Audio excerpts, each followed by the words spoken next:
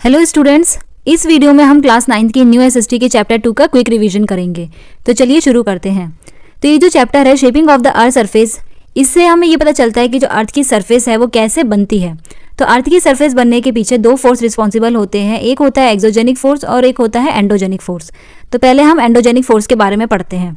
Endogenic force वो force होता है जो कि अर्थ की अंदर की तरफ से लगता है या अंदर की तरफ से आता है, इसलिए इसको हम इंटरनल फोर्स भी कहते हैं और ये ज़्यादातर क्रिएशन का काम करते हैं। अब हम देखते हैं कि जो अर्थ है वो 3 पार्ट्स में डिवाइडेड है। एक है क्रस्ट, दूसरा है मेंटल और तीसरा है कोर। क्रस्ट को भी 2 हिस्सों में डिवाइड किया गया है, एक है ओशनिक क्रस्ट और दूसरा है कॉन्टिनेंटल क्रस्ट, जो कि 5 किलोमीटर और 30 किलोमीटर तक है। जो कोर है ये भी 2 हिस्सों में डिवाइडेड है, इसको पहला वाला है आउटर कोर और उसके नीचे आता है इनर कोर। और मेंटल को भी 2 हिस्सों में डिवाइड किया गया है, एक है अपर मेंटल और उसके बाद यहाँ पर आता है लोअर मेंटल। तो अपर मेंटल और लोअर मेंटल के बीच में एक लेयर होती है जिसको हम एस्थीनोस्फेयर कहते हैं। ये वही जगह है जहाँ पर हमारा लावा होता है और लावा सेमी मोल्टन होता है। अगर एग्जाम में आता है इसके बारे में तो आप यहाँ पर सेमी मोल्टन लिखना, ना कि मोल्टन।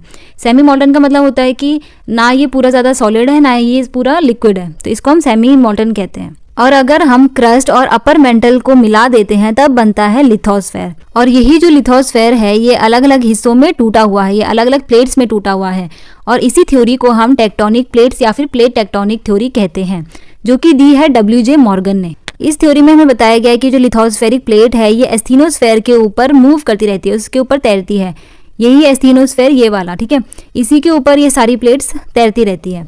ये जो हमारी प्लेट्स होती है ये कुछ कुछ तो बहुत बड़ी है और कुछ बहुत छोटी। तो कुछ बड़ी प्लेट्स के नाम यहाँ पर लिखे गए हैं, जैसे कि Pacific, Eurasian, north American, south American, African, Indo Australian और अंटार्कटिक प्लेट्स, ये बड़ी प्लेट्स हैं।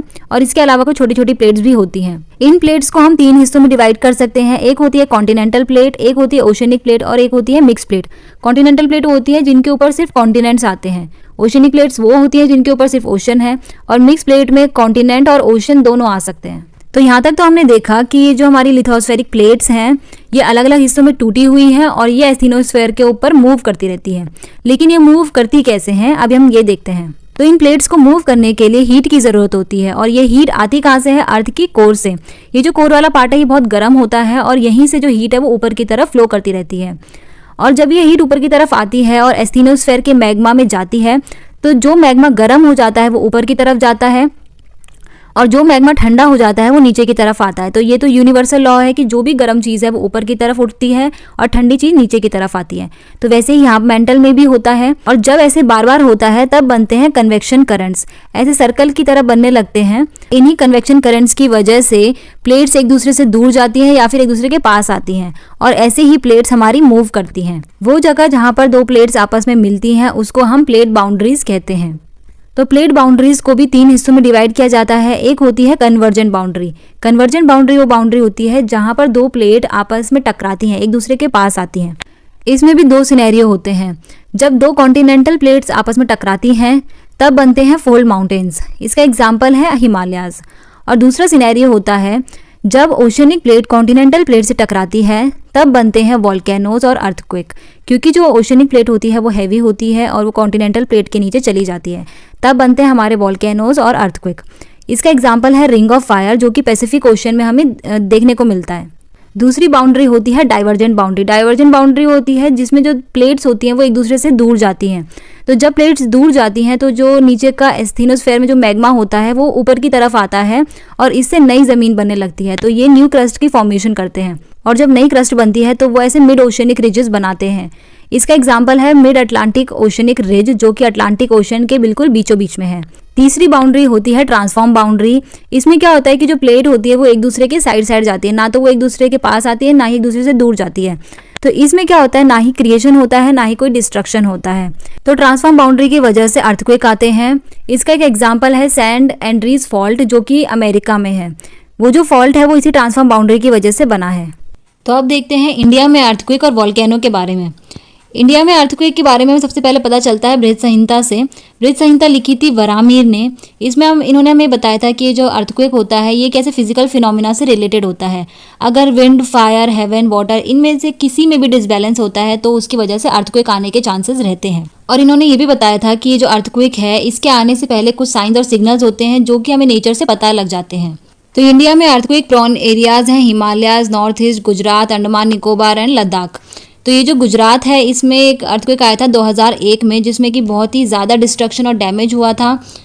तो अगर हम इंडिया में वॉल्केनो की बात करें तो इंडिया में एक ही एक्टिव लावा वॉल्केनो है जो कि अंडमान निकोबार के बैरन आइलैंड में है, और एक और ऐसा आइलैंड है जो कि मड वॉल्केनो, जहाँ से कीचड़ या फिर गीली मिट्टी निकलती है, वो भी अंडमान निकोबार के भरतंगा आइलैंड में है। तो ये कुछ एक्टिव वॉल्केनो है इंडिया में। बाकी जो वॉल्केनो है वो अब डोरमेंट हो चुके हैं, मतलब उनमें से अब कोई भी लावा नहीं निकलता।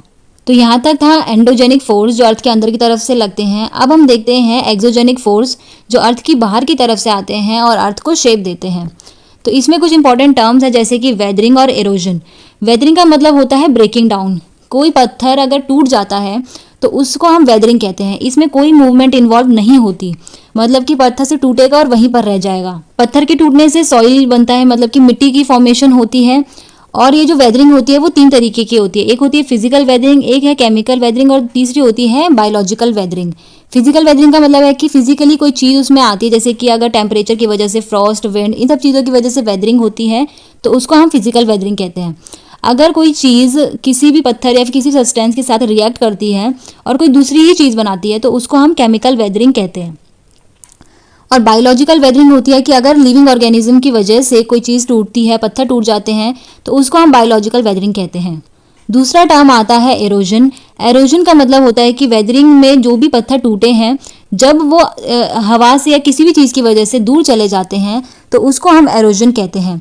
इसमें मूवमेंट इंक्लूड होती है। तो एरोजन की वजह से चीज़ें डिस्ट्रॉय भी होती हैं और नई चीज़ें बनती भी हैं। तो वाटर, विंड, ग्लेशियर और वेव्स, इन सब की वजह से एरोजन होता है और यही पार्टिकल्स को एक जगह से दूसरी जगह लेकर जाते हैं। तो आप देखते हैं एजेंट्स ऑफ ग्रेडेशन। इसमें पहला है रनिंग वाटर। रनिंग वाटर वही है जिसको हम रिवर्स भी कह सकते हैं।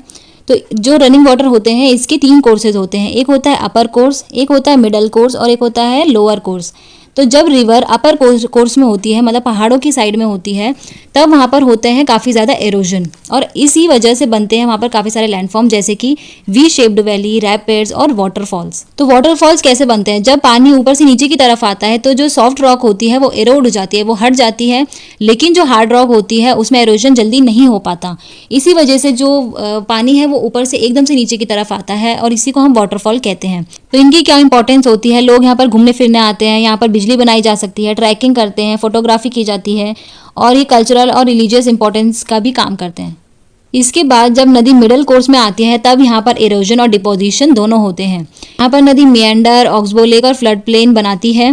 ये जो मिएंडर्स होते हैं ये किस तरीके से बनते हैं? मिएंडर्स होते हैं ऐसे, जब नदी इस तरीके से लूप बनाती है तो इसको हम मिएंडर्स कहते हैं। जो नदी का आउटर बैंक होता है ये वाला एरिया, यहाँ पर एरोजन होता है, और जो नदी का अंदर वाला एरिया होता है इधर वाला, यहाँ पर डिपोजिशन होता है। और इसी तरीके से लूप्स और बड़े होते जाते हैं और ऑक्सबो लेक बनाते हैं। तो इसकी क्या इंपॉर्टेंस है? यहाँ पर एग्रीकल्चर बहुत ज़्यादा होता है क्योंकि जो महीन मिट्टी होती है वो यहाँ पर आकर जमा हो जाती है और वो बहुत ही ज़्यादा उपजाऊ होती है, तो इसलिए यहाँ पर एग्रीकल्चर बहुत ज़्यादा होता है। इसके अलावा यहाँ पर जो लोग हैं वो आकर रहते भी हैं।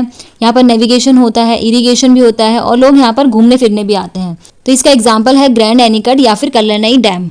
इस डैम का पानी यूज़ किया जाता है इरीगेशन के लिए। इसके बाद जब नदी आगे बढ़ती है तब नदी आती है अपने लोअर कोर्स पर और यहाँ पर वो सबसे ज़्यादा डिपोजिशन करती है और यहाँ पर आकर कई सारे लैंडफॉर्म्स बनते हैं जैसे कि डेल्टा, एलुवियल, फैंस। ये डेल्टा कहाँ बनते हैं? जहाँ नदी समुद्रों से या फिर महासागरों से मिलने वाली होती है तो उसको हम नदी का माउथ कहते हैं और वहीं पर डेल्टा बनते हैं। तो डेल्टा का जो एरिया होता है वो ऐसे फैन शेप्ड का होता है, इस तरीके से होता है और इसको हम ट्रायंगुलर एरिया भी कहते हैं। तो इस तरीके से डेल्टा बनते हैं। और डेल्टा की क्या इंपॉर्टेंस होती है? वही यहाँ पर एग्रीकल्चर होता है, फिशिंग होती है, यहाँ कहीं कहीं पर लोग रहते भी हैं, ट्रेड ट्रांसपोर्ट होता है, लेकिन ये फ्लड प्रोन एरिया भी होते हैं, ये याद रखना। और इसका एक एग्जाम्पल है सुंदरबन डेल्टा जो कि वेस्ट बंगाल और बांग्लादेश में आता है। इसके बाद देखते हैं वेव्स एंड करंट्स। समुद्रों की लहरों को हम वेव्स एंड करंट्स कहते हैं और ये जो वेव्स होती हैं ये भी इरोजन और डिपोजिशन करती हैं। जब ये वेव्स डिपोजिशन करती हैं तब बनते हैं बीचेस और सैंड बार्स। तो ये बीचेस कैसे बनते हैं? जब ये लहरें अपने साथ कंकड़, पत्थर, मिट्टी ये लाती हैं और कहीं साइड में जमा कर देती हैं, तब वहाँ पर बीचेस बनते हैं। इसकी वही इंपॉर्टेंस है, टूरिज्म बढ़ता है, फिशिंग होती है, लोग यहाँ पर सैंड और शेल्स इकट्ठा करते हैं और बेचते हैं। ये नेचुरल बैरियर की तरह भी काम करते हैं और जो वहाँ के रहने वाले लोग होते हैं उनको भी ये जो तेज लहरें होती हैं उनसे बचाते हैं। इसके अलावा जब ये वेव्स एरोजन करते हैं तब कुछ लैंडफॉर्म्स क्रिएट करते हैं जैसे कि caves, cliffs, wave cut platform, sea arch, sea stack, और यहाँ पर भी टूरिज्म बहुत ज़्यादा होता है। तीसरा है ग्लेशियर्स। ग्लेशियर्स होते हैं बर्फ़ के पहाड़। तो इन्हीं ग्लेशियर्स की वजह से भी डिपोजिशन और एरोजन होता है। जब ये ग्लेशियर डिपोजिशन करते हैं तब हम इनको मोरेन्स कहते हैं। मोरेन्स का मतलब होता है कि जब ये ग्लेशियर नीचे की तरफ आते हैं तब अपने साथ कुछ वो जो मिट्टी होती है, रेत कंकड़ पत्थर, उनको भी ले आते हैं। तो इनको हम टेल कहते हैं और इसी तरीके से हम मोरेन्स बनते हैं। मोरेन्स भी 3 तरीके के होते हैं, एक होता है लेटरल मोरेन, एक होता है टर्मिनल और एक होता है मीडियल मोरेन। तो ग्लेशियर के साइड में जो मोरेन बनते हैं वो होता है लेटरल मोरेन। ग्लेशियर के एंड में, आखिर में जहाँ पर मोरेन बनता है उसको हम टर्मिनल मोरेन कहते हैं। और ग्लेशियर्स के बीच में जो मोरेन बनता है, मतलब जब 2 ग्लेशियर्स मिल जाते हैं तब वहाँ पर जो मोरेन की एक पतली सी लाइन बनती है उसको हम मीडियल मोरेन कहते हैं। और ये किस तरीके से जरूरी है, यहाँ पर भी एग्रीकल्चर होता है क्योंकि वो फर्टाइल सॉइल है जो ऊपर से नीचे की तरफ आ गई है। यहाँ पर भी एग्रीकल्चर होता है। यहाँ पर डैम्स और लेक्स भी बनते हैं, यहाँ से वाटर की सप्लाई भी की जाती है, इरीगेशन भी होते हैं और यहाँ पर कभी कभार बिजली भी बनाई जाती है। इसके अलावा जब ये ग्लेशियर्स एरोजन करते हैं तब यहाँ पर यू शेप्ड वैली, सर्क, एरिटीज, हैंगिंग वैली और फ्योर्ड्स बनते हैं। और इनकी क्या इंपॉर्टेंस है, यहाँ पर भी ट्रैकिंग, स्कीइंग, माउंटेनियरिंग होती है, टूरिज्म बहुत ज़्यादा होता है। यहाँ पर फ्योर्ड्स, जहाँ पर फ्योर्ड्स बनते हैं वहाँ पर हार्बर और फिशिंग की जाती है, एग्रीकल्चर यहाँ पर होता है। ये फ्रेश वाटर का सोर्स भी होते हैं और यहीं से जो हमारी रिवर्स है उनको पानी भी मिलता है।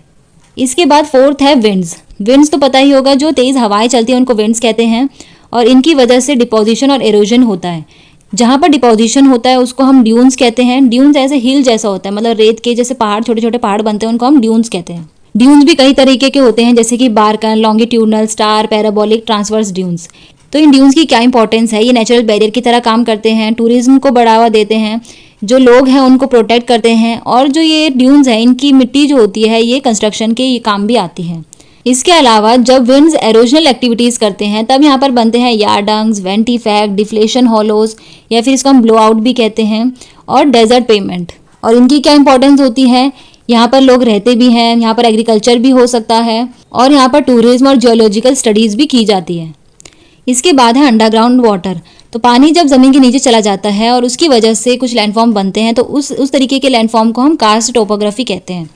तो ये कैसे बनते हैं, तो ज़मीन के नीचे कुछ इस तरीके की रॉक्स होती हैं जो सॉल्यूबल होती है, पानी में जल्दी घुल जाती हैं। तो जब ग्राउंड वाटर के साथ इस तरीके की रॉक मिलती है तब वहाँ पर कार्स्ट टोपोग्राफी बनती है। तो जब अंडरग्राउंड वाटर की वजह से डिपोजिशन होता है तब वहाँ पर लैंडफॉर्म बनते हैं स्टैलेक्टाइट, स्टैलेग्माइट और पिलर। और जब वहाँ पर एरोजन होता है तब बनते हैं केव्स, सिंक होल या डोलाइन और या फिर अंडरग्राउंड वाटर। और इन सब की क्या इंपॉर्टेंस होती है, इनकी वजह से हमें फ्रेश वाटर मिलता है, यहाँ पर टूरिज्म भी होता है और ये कल्चर और रिलीजियस से रिलेटेड भी होते हैं। यहाँ पर लोग स्टडी करने आते हैं और एडवेंचर और रिक्रिएशन का काम भी यहाँ पर होता है। इसके बाद आते हैं लैंडफॉर्म और डिजास्टर पर। तो ऐसा नहीं है कि जो अर्थ की फोर्सेज होती हैं ये सिर्फ क्रिएशन का काम ही करती हैं, इनकी वजह से डिजास्टर्स भी आते हैं। जैसे होता है लैंडस्लाइड। लैंडस्लाइड का मतलब होता है कि जब ज़मीन एकदम से नीचे की तरफ को आ जाती है तो उसको हम लैंडस्लाइड कहते हैं। इसके कई सारे रीज़न हो सकते हैं, जैसे कि एक होता है नेचुरल कॉज, मतलब जो कि नेचुरली तरीके से होते हैं, जैसे कि रेनफॉल होना, अर्थक्वेक, वॉल्केनो, स्टीप स्लोप्स या फिर लूज या वेदर ड्रॉप। इसके अलावा ह्यूमंस की वजह से भी लैंडस्लाइड होते हैं, जैसे कि deforestation, mining, road construction, unplanned construction, poor drainage या फिर इम्प्रॉपर लैंड यूज, इन सब की वजह से भी लैंडस्लाइड होते हैं। इसके बाद है एवलांचेस। एवलांचेस का मतलब होता है कि जब बहुत सारी स्नो नीचे आ जाती है या फिर गिर जाती है तो इसको हम एवलांचेस कहते हैं। तो एवलांचेस के पीछे भी कई कारण हो सकते हैं, जैसे कि हैवी स्नोफॉल होना, जो स्नो लेयर्स है वो कमज़ोर हो जाना, टेम्परेचर बढ़ जाना, या फिर जो विंड्स है वो एकदम से तेज़ तेज़ चलती है और सारी जो स्नो होती है वो एक ही तरफ आकर इकट्ठा हो जाती है, या फिर अर्थक्वेक की वजह से भी ऐसा होता है। और अगर हम ह्यूमन की वजह से बात करें तो यहाँ पे स्कीइंग, ट्रैकिंग, कंस्ट्रक्शन, इन सब की वजह से एवलांचेस होते हैं। इसके बाद आता है ग्लॉफ। ग्लॉफ का मतलब होता है ग्लेशियर लेक आउटबर्स्ट फ्लड, मतलब कि जो लेक्स होती है जब एकदम से वो टूट जाती है और उसका पानी रिलीज हो जाता है तो उसको हम ग्लॉफ कहते हैं। इसके पीछे होने के कई सारे रीज़न होते हैं, जैसे कि ग्लेशियर का बहुत जल्दी जल्दी पिघलना, हैवी रेनफॉल या स्नोफॉल होना, अर्थक्वेक आना, एवलांचेस आना, लैंडस्लाइड आना, इन सब की वजह से ग्लॉफ होते हैं। इसके बाद है डस्ट स्टॉर्म। डस्ट स्टॉर्म का मतलब होता है कि धूल भरी आंधी तूफान चलना, उसको हम डस्ट स्टॉर्म कहते हैं।